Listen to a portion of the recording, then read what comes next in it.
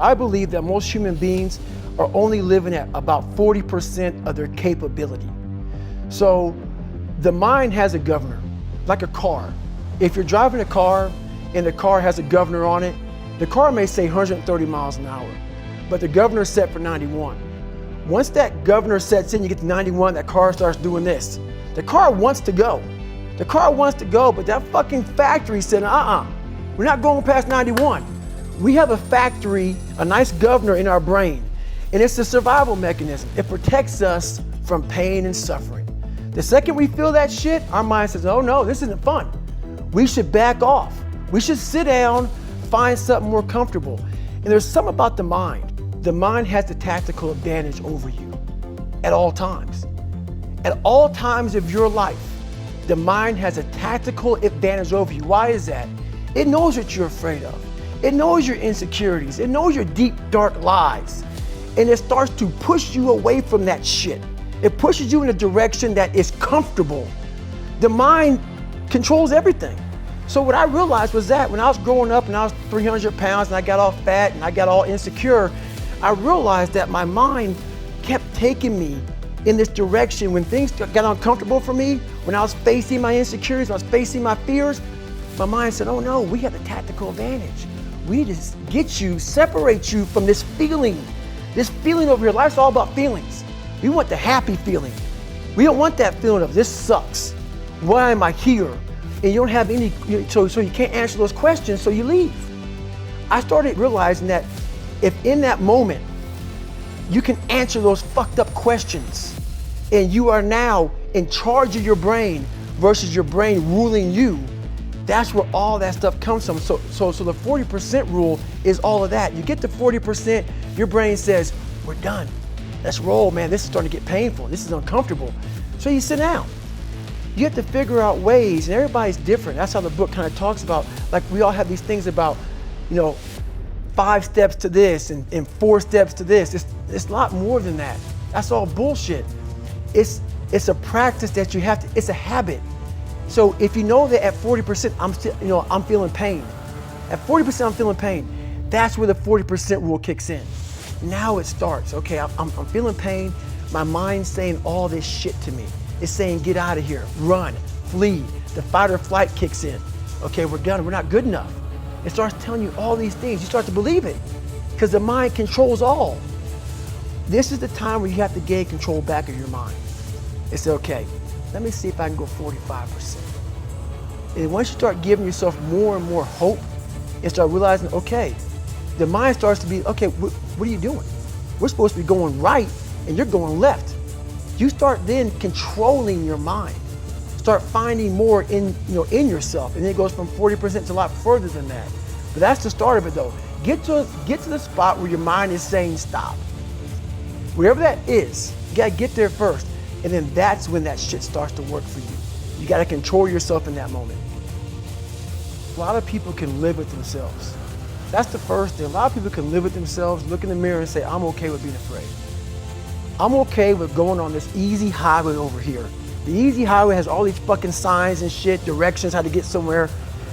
And you have to first be uncomfortable with how you feel about yourself.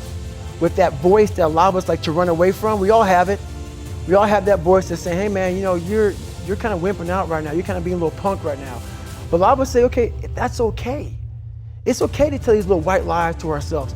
So we first have to face the real you. The real me is David Goggins. The real me is the guy looking at you right now saying, I don't want to fucking be on this show right now because I used to stutter as a kid. And I'm afraid of that.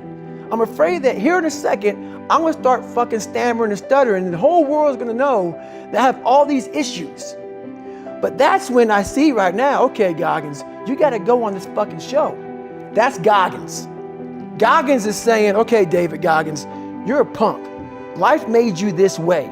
We can't live like this. We can't live in fear. We can't live in judgment. We can't be afraid of what the fuck people right now are looking at me saying about me. We cannot be afraid of that. That's Goggins.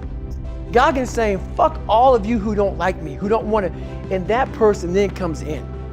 But you have to be David Goggins and say, man, I'm afraid of this. I'm fucked up here. Life made me this way here. I stutter, I have these issues with reading and writing, and I'm fat and I'm insecure. You have to face that in that dark room. In that dark room is who you are. But in that dark room is where you have to create another human being that walks out of that dark room to face who you are. That's the only way you're gonna get over all those things.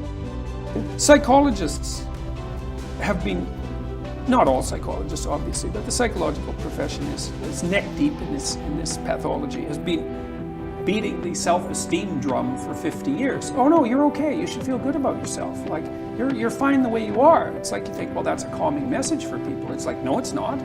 It's not at all. And I watch my audiences, it's like, it's full of people in the audience who think, I'm suffering a lot more than I think is tenable. A whole bunch of it's my fault. My life is not in the order it should be. I know I'm doing 50 things wrong. It's like, what the hell's wrong with me? What's wrong with the people around me? This is really serious.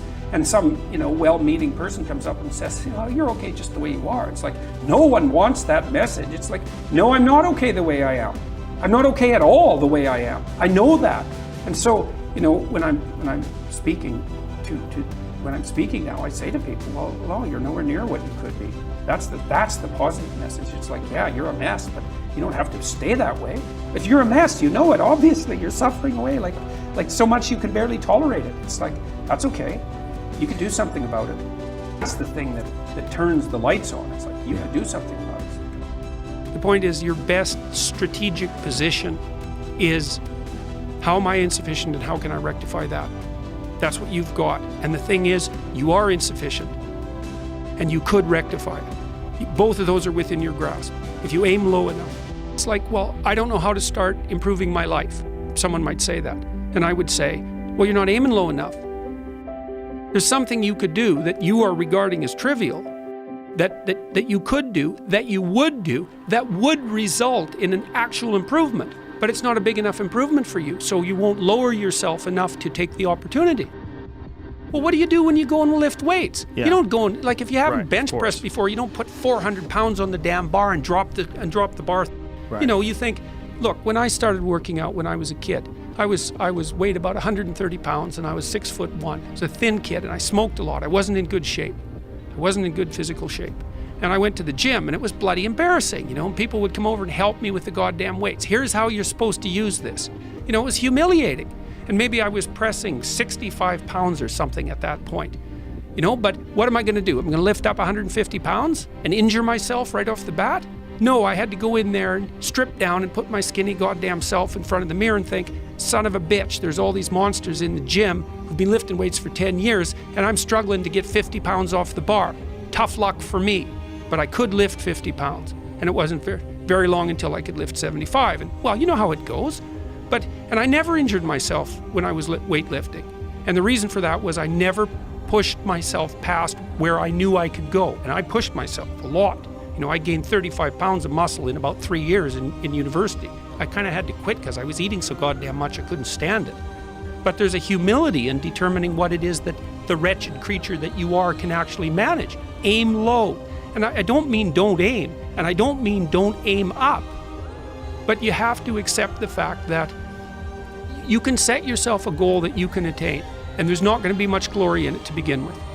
Because if you're not in very good shape, the goal that you could attain tomorrow isn't very glorious.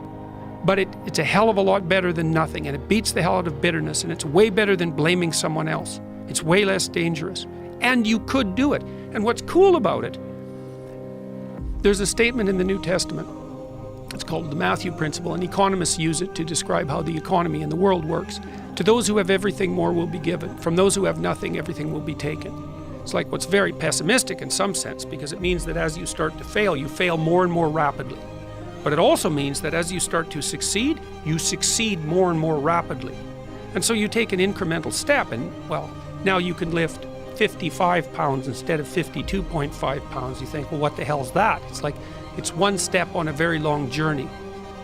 And so it starts to compound on you. So a small step today puts you in a position to take a slightly bigger step the next day. And then that puts you in a position to take a slightly bigger step the next day. And you do that for 2 or 3 years, man, you're starting to stride.